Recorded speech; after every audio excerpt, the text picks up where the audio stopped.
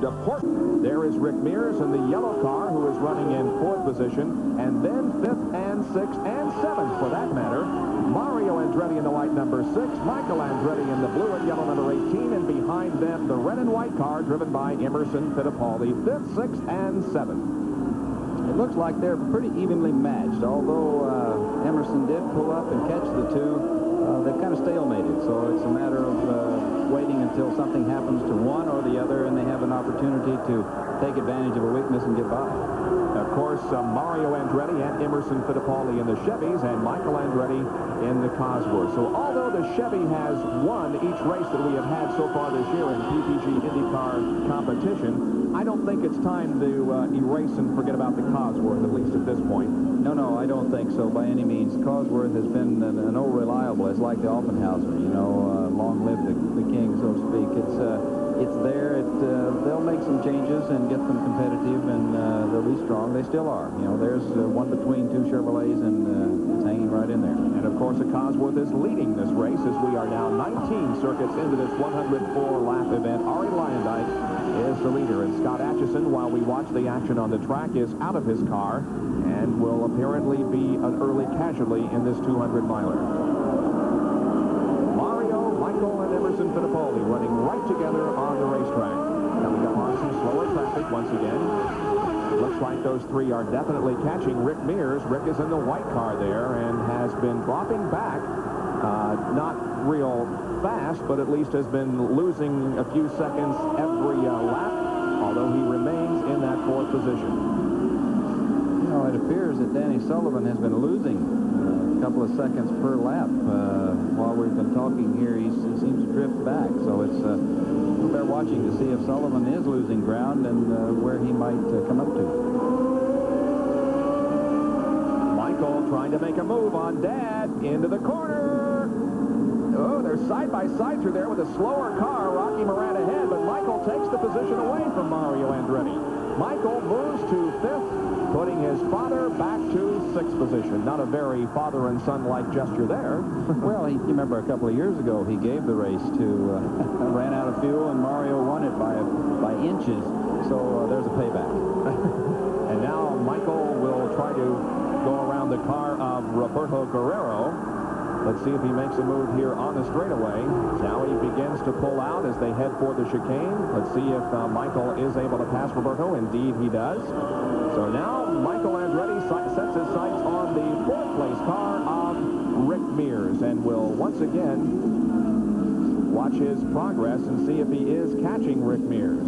Rick is now about 19 seconds behind the leader, Ari Lyondike. Now here's a replay of the pass that Michael made on Mario.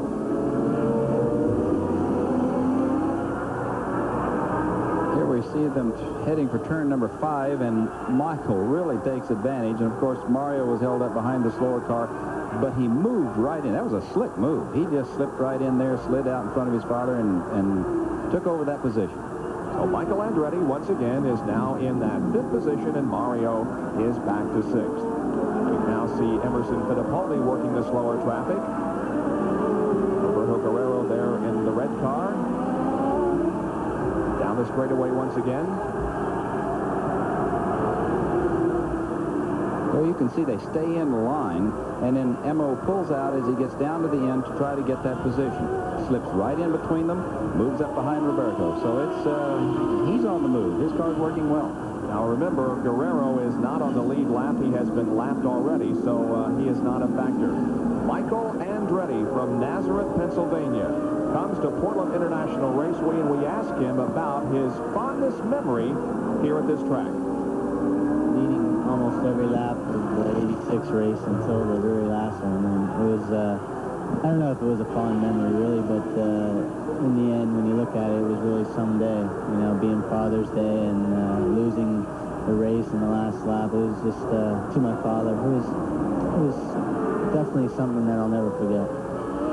Well, that was a couple of years ago, and Michael Andretti is now trying to get back to the lead position, but he is about 21 seconds behind the leader, who is Ari Lyondike, right there in the Provini Beal car. Dick Simon is the owner of this car. As a matter of fact, He has entered several for this race. Let's go to the pit area. Gary? Well, indeed, Dick Simon has 3 cars in the race. And, Dick, you confided in me before the race. You said, I am more nervous now as a car owner watching this race than I would be if I were driving.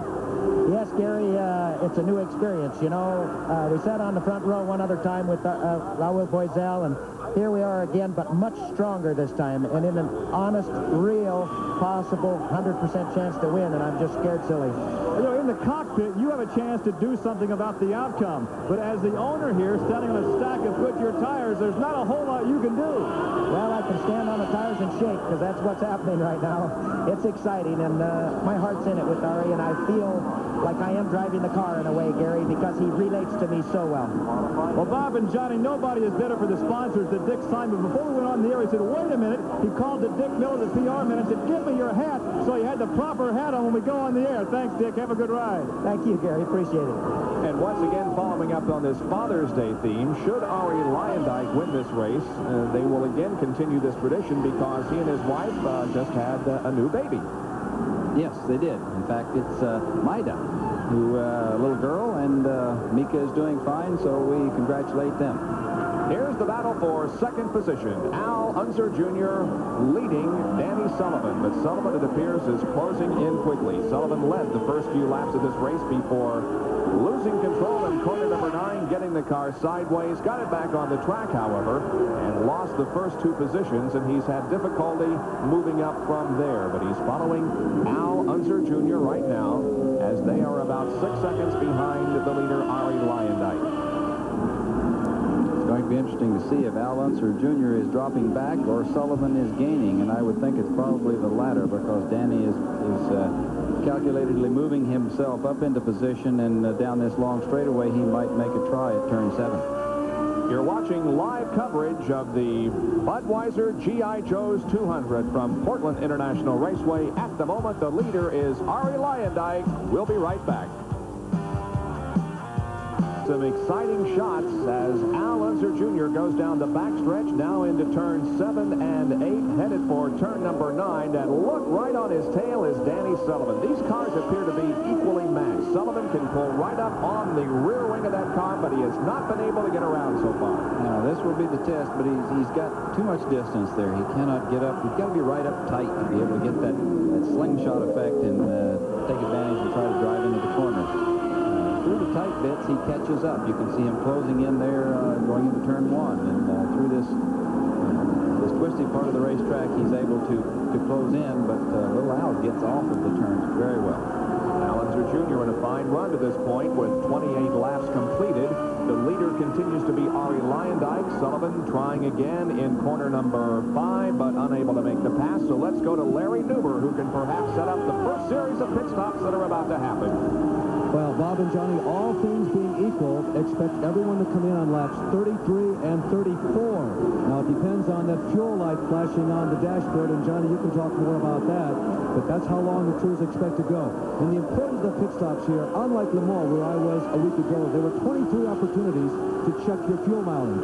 Here at Portland, you have only 2. That is, if you have a normal race, there will only be 2 pit stops. And as Johnny and Bob mentioned earlier, the fuel situation has been very critical here. So these pit stops at Portland, though they may seem routine, they'll happen very quickly.